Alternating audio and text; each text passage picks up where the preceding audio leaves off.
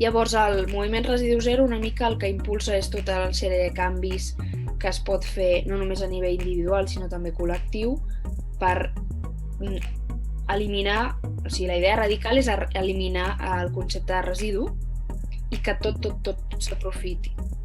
I d'aquí es pot lligar també al concepte d'economia circular, és a dir, treure la idea de que vivim en una economia lineal on extraiem matèries del planeta, les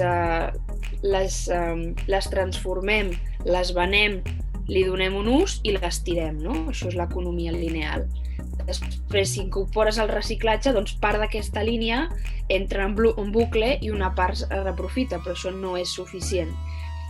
L'economia circular és aquesta idea radical d'eliminar el concepte de residu i que tot s'aprofiti, si no infinitament, al màxim.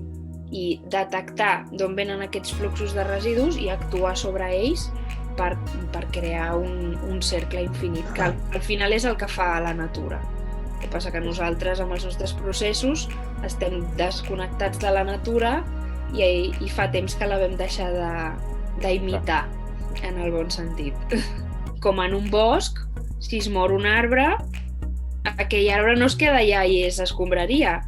És aliment,